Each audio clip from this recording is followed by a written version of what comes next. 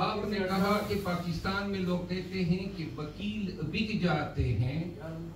ये बात मुझे आपकी बिल्कुल नहीं जाओ ना, क्योंकि आज के पाकिस्तान में आपकी अदालतें बिक गई, आपके इदारे बिक गए, आपकी पुलिस बिक गई, आपकी मुक़्तदर कुव्वतें बिक गई। नहीं बिके हैं तो वकील नहीं।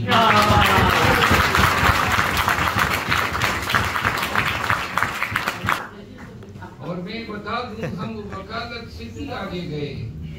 वकालत को हम अदालतों में करते हैं। क्या बात है। हमने तो खान का अलम अब मैदान में उठाया हुआ है। घरों पे खड़े न इस पूरे पाकिस्तान की तुलो अर्ज में कोई एक CSS करने वाला कोई एक अफसर भी न उठ सका जो कह दे कि मैं अपने जिले में कोई गलत FIR नहीं करूंगा। जिसको आप सेंट्रल सुपीरियर सर्विसेज कहते हैं, कोई एक डिप्टी कमिश्नर नहीं उठ सका जो कह देता कि मैं कोई गलत MPO का ऑर्डर ही नहीं जारी करता हूं। कोई एक थानेदार इस पूरे 25 करोड़ की आबादी में नहीं खड़ा हो सका कि मैं गलत पर्चे की तफ्तीश इस तरह नहीं करता हूं। फिर पुलिस, फिर अदालतें, और फिर अदालतों का किरदार तो फिर और खौफनाक सूरत में आया। जजों को हमने कंप्रोमाइज नहीं, सरेंडर होते देखा। और जब किसी निजाम में जब आपसे निजामी इंसाफ का हक छीन लिया जाता है, जो किसी भी आपकी इधर यूके के सिस्टम में भी आपके पास वाहिद हथियार जो हैं, आप लोगों को चैलेंज कर दे, I will see you in the court, but 1% की करप्शन, वो शख्स जो अपना सब कुछ इस कौम को दे चुका है, वो शख्स जो इस कौम के लिए, इस धरती के लिए, इस मुमलिकत खुदादाद पाकिस्तान के लिए अपने बच्चों तक को देख नहीं पाता है। जिंदगी उसकी रही कितनी है नेचुरल, कितनी फिक्री उम्र होगी, 10 साल होगी, 5 साल होगी, 3 साल होगी, लेकिन फिर भी ये शख्स जवानों, नौजवानों, बच्चों, मर्दों, औरतों और पाकिस्तानियों के लिए कह रहा है कि इस धरती को रूल ऑफ लॉ की जरूरत है। क्या है रूल ऑफ लॉ? कानून की हुक्मरानी क्या चीज होती है? आपको यहाँ पे कानून की हुक्मरानी पे आपका एतकाद है कि आप समझते हैं कि कोई आपके घर में घुस नहीं सकता है। ये कानून आपको ये ताकत देता है, ये बिलीफ आपका, ये फेथ होता है। क्या ये फेथ आपका पाकिस्तान में इस निजाम पे है? क्या आप समझते हैं घर में खुदकुशी हुई होती है, बंदा सुसाइड करता है, हम अदालतों में ये देखते हैं कि वहां पर भी थानेदार लाश देने के पैसे मांगता है। ये आपका घटिया, बुसीदा और नाकारा निजाम है। 302 में मर्डर होता है, किसी का बच्चा कत्ल होता है, लोग डीले स्ट्राइक करते हैं कि भाई हमने थानेदार या SP को पैसे देना है, और अदालतों से पहली अदालत पुलिस वाले लगा लेते हैं। ये आपको वो निजाम है, ये वो निजाम है जिसमें आपने देखा कि औरतों को अगवा किया गया, घरों की चारदीवारी के तकद्दुस को तार-तार किया गया, लोगों को प्रेस कॉन्फ्रेंसों के लिए अगवा किया गया। और ये पाकिस्तान में ये वहशियाना, ये जुनूनी, ये घटिया तर्ज सियासत व तर्ज हुक्मरानी 1 साल से जारी है।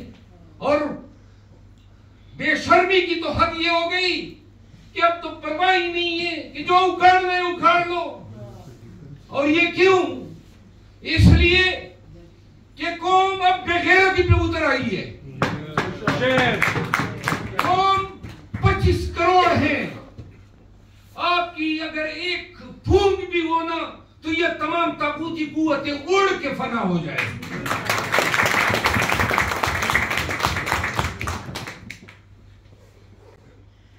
वो शख्स जो आपकी जंग लड़ रहे हैं, एक तारीख जेल की कोठरी में बंद है। मैं जाता हूं, मैं मिलता हूं, और मैं कसमन कहता हूं कि कभी मुझे ये नहीं कहता है कि मेरे लिए AC का बंदोबस्त करो, जो हक है उसका, मेरे लिए B क्लास की फैसिलिटीज बनाओ, मेरे लिए खादिम का बंदोबस्त करो। मैंने कहा था उनको कि मैं दिलाता हूं आपको, तो उन्होंने कहा शेर अफजल, अगर हमारी बच्चियां जो जेलों में नजरबंद हैं, यास्मीन राशिद हैं, खदीजा शाह हैं, आलिया हमजा हैं, तैयबा राजा हैं, क्या इनको भी ये चीजें अवेलेबल हैं? अगर वो गर्मी में, पसीने में और इस हवस में माहौल में खड़ी है, तो उन्होंने कहा मेरा तो ये कास्ट तो है ही नहीं कि मैं ये छोटी छोटी चीजें अपने लिए मांगू। और मुझे पता है कि मेरे वर्कर पे कौन सी अफरीद नाजिल नहीं हुई है।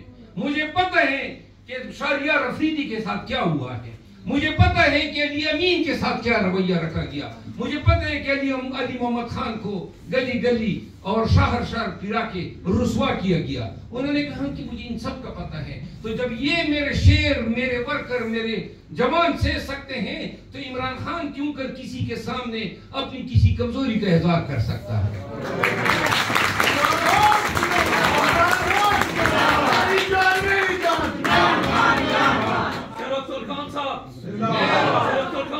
गुजारिश है, बात ये है, ये जो बातें हम या मैं बोल रहा हूं, आजकल के जमाने में पाकिस्तान में ये कुफरिया फिक्रे हैं, समझ गए ना। अब किस चीज की जरूरत है? मुझे पता है, मैं जब था भी और मैं जब जाऊंगा भी, तो बहुत सारे शिकंजे मेरे लिए कसे होंगे। लेकिन आपको मैं बता दूं, एक वक्त आ जाता है कि अगर ये इजराइल आपके सामने भी हो ना, तो आप जाना चाहेंगे उसकी आंखों में आंखें डालेंगे, क्योंकि आपको खास नहीं बुलाना।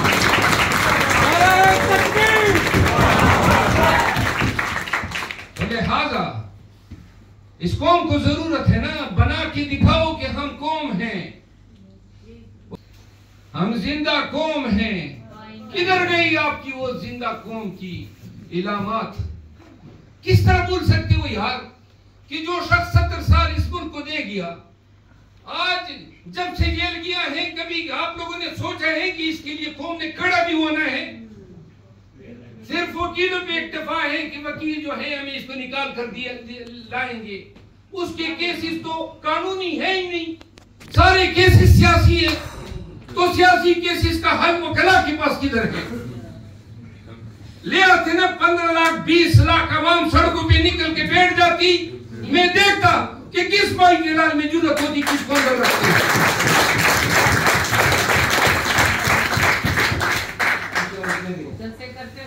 नहीं, जो हमने करना है और जो मैं गुज़िश्ता 6 माह में से लगा हुआ हूं, लोगों के जहनों से ये खौफ की अफरीद निकालना है। और लोग डरे हुए हैं, किसी को FIR का डर है, उठाए जाने का डर है, बच्चों की अगवाई का डर है। और भाई किस तरह आप लड़ पाएंगे इस माफिया से जब आप ये इन डरों के साथ जो हैं कंप्रोमाइज हो चुके होंगे?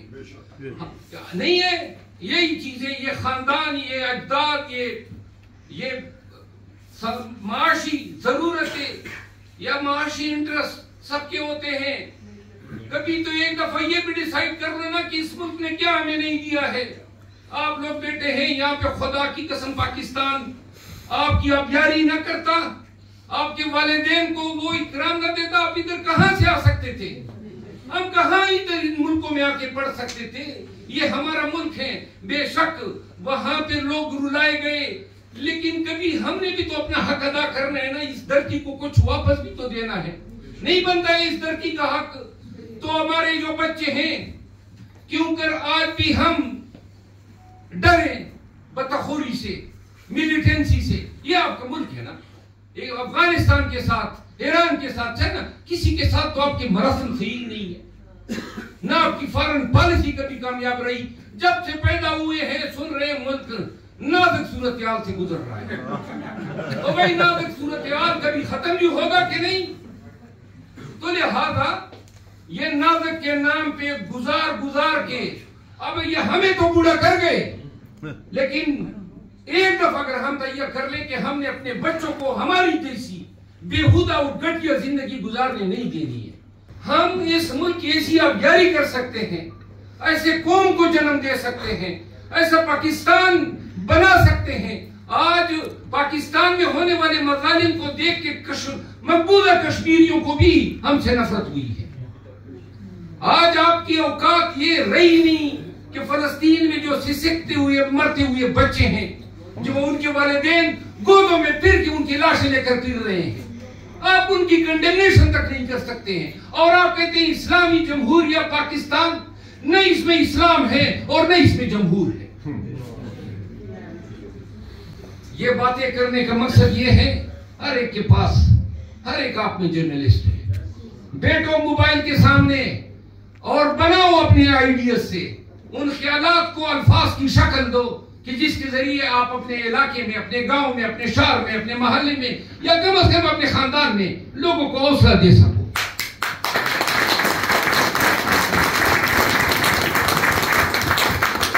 जब एक दफा आप लोग रिजॉल्व कर लेना कि हमने देना है हौसला, अब साइंस ने तरक्की की है, आप आर्टिफिशियल इंटेलिजेंस का इस्तेमाल करें, आप यहां पे बैठ के पाकिस्तान की वो खिदमत कर सकते हैं जो आपके 12 अरब या 13 अरब सालाना डॉलर जो हमारे पास रिमिटेंसेस की शक्ल में आती है। अब जरा जोर दें कौम की अखलाकी और कौम की नजरियाती तामीर पे। हमें जरूरत है कि अब हम पाकिस्तान को सही मानों में पाकिस्तान बनाए, जहां कोई ताले आजमा कि ये न कहे कि मैंने मसला लगा दिया, जहां कोई ताले आजमा कर ये न कहे कि मैं नवाज शरीफ को बावजूद इसकी कि वो मुजरिम है, कन्विक्ट है, मैं उसको जो है शाहाना इस्तेकबाल दे रहा हूं, चार्टर तैयारे पे आ रहा है और क्या जनाब अदलिया आगे बीची जा रही है, रियासती इदारे बीच, ये आपका रूल ऑफ लॉ है। ऐसे रूल ऑफ लॉ पे लानत हो, ऐसे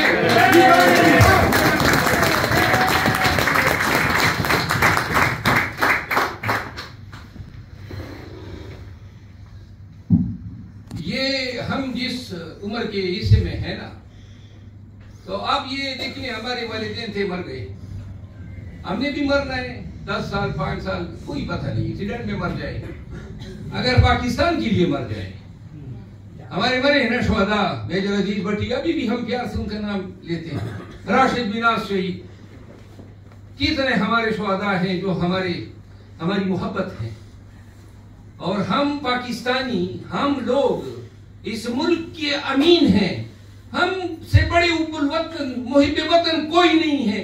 मैं अपनी मिसाल देता हूं, मैंने पूरा खानदान जो है, पूरा कबीला जो है इस मुल्क की हुबुल वतनी पे कुर्बान किया हुआ है और हम कीमत अदा कर रहे हैं। और आप याद रखें, पश्तून 30 सालों से ये कीमत अदा कर रहे हैं जो कीमत आज आप अदा कर रहे हैं।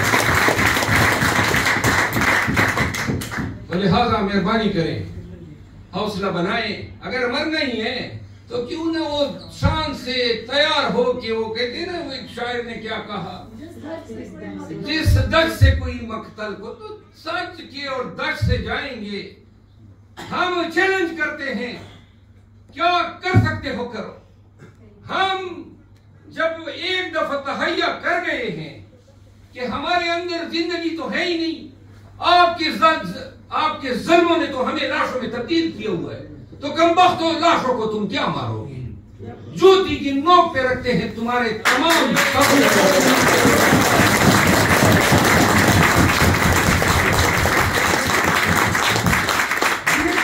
दीवारों को एक टकाओ, चोरों के चौकीदारों को एक टकाओ, ठगों और ठेकेदारों को एक टकाओ।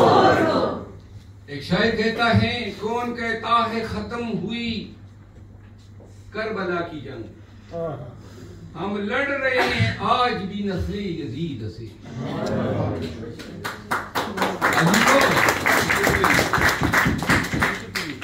सोच की बात होती है।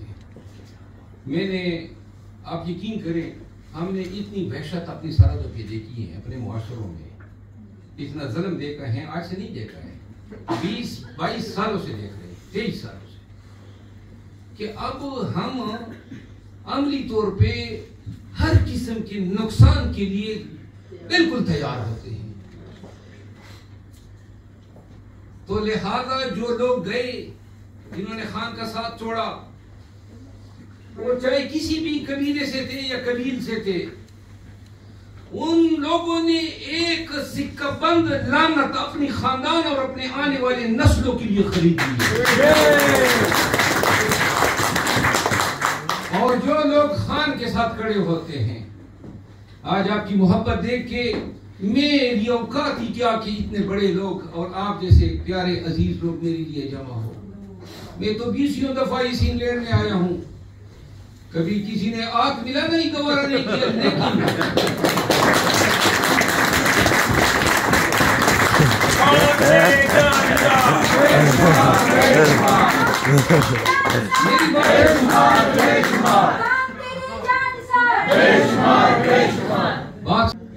तो लिहाजा उठाना इस मुल्क को हम इनके सहारे नहीं छोड़ सकते हैं। ये छोड़ जो आ जाते हैं और पाकिस्तान को उन्होंने जो है अपने चोरी चकारी और के वारदातों का जो है एक पीरियडिकल जरिया बनाया हुआ है। इनको अब पाकिस्तानियों ने ये पैगाम को जाने दें, स्प्रेड करें, पाकिस्तानियों को पता चलने दें कि ये मकरू चेहरे जो उस दिन मीनार पाकिस्तान पे कह रहा था कि मैं तो तस्बीह, और तस्बीह में भी तुमने खान की नकाली शुरू कर दी।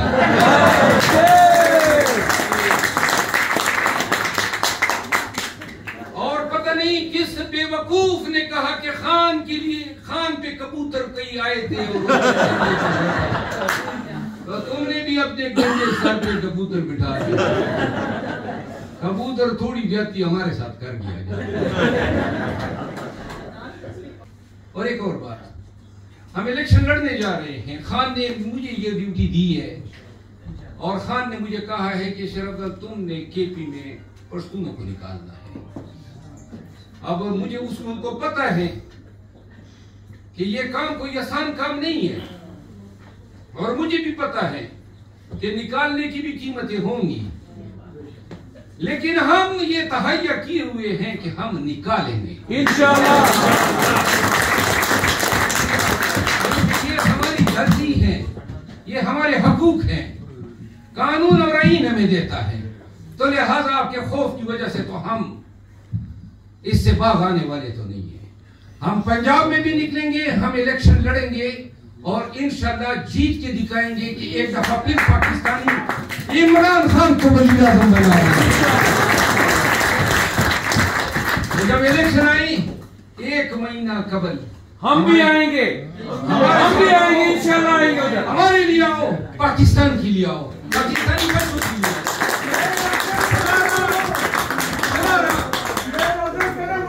हम तुम्हारे साथ हैं। इस मुल्क पे तरस करो, खुदा की कसम ये मुल्क आपसे कुर्बानी मांग रहा है। आपकी थोड़ी सी हिम्मत, आपका थोड़ा सा हौसला, हजारों की तादाद में आएंगे, यकीन करें आप हमारे दस्तों बाजू होंगे। आप किसी को पेनाफ्लेक्स खरीद करके दे सकते हैं जहां पे हमारा उम्मीदवार गरीब है, किसी के लिए गाड़ी जो है कैंपेन के लिए हायर कर सकते हैं। अपना हिस्सा डालो इस पाकिस्तान की तामीर में। ये वक्त अल्लाह ने आपको मौका दिया है, ये वक्त गुजर जाएगा।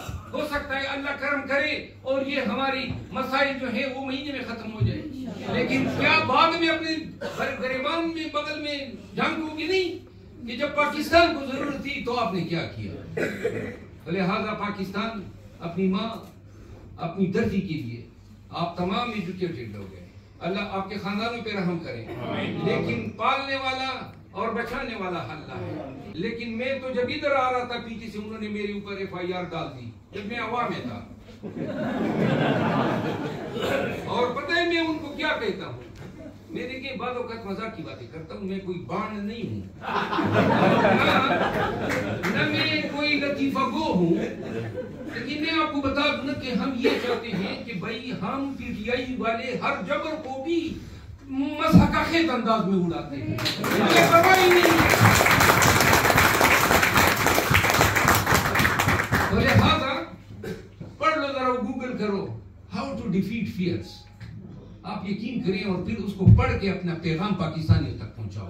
ये कैमरे, ये दरगाहें हैं, ये यूनिवर्सिटियां हैं। आप यकीन करें मेरी तकरीरें सुन सुन के हजारों लोगों ने मुझे कहा है कि हम अब खान के साथ हुए हैं आपका पैगाम सुन के। तो लिहाजा मैं चाहता हूँ आपका पैगाम सुन के भी लोग हमारे साथ हो जाए। आप सबका अल्लाह आप सबका हामी और नासिर हो। दुआओं में याद रखे, खान को दुआओं की बड़ी जरूरत है।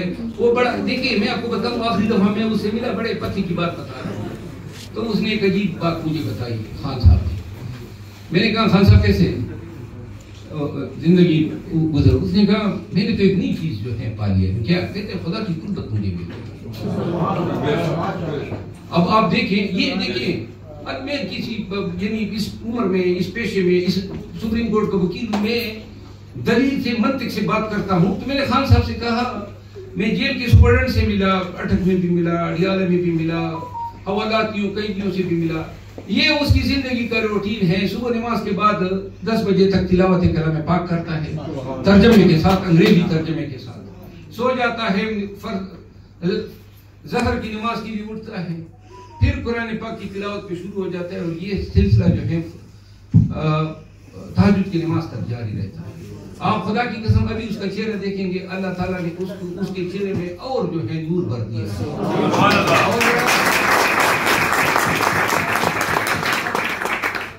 जो पाकीज़गी उसमें नजर आ रही है वो बातनी और रूहानी तारत की अक्कासी करती है।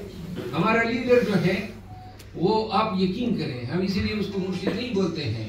अगर खान, मैं बता दूं, अगर खान डील कर लेता या हम खान में कमजोरी देख लेते कि वो जो है उनके आगे घुटने डाल फेंक दिए हैं, तो उसी दिन मैं अपने राय उससे जुदा करूंगा। क्योंकि हमारी जंग रूल अफला की जंग है।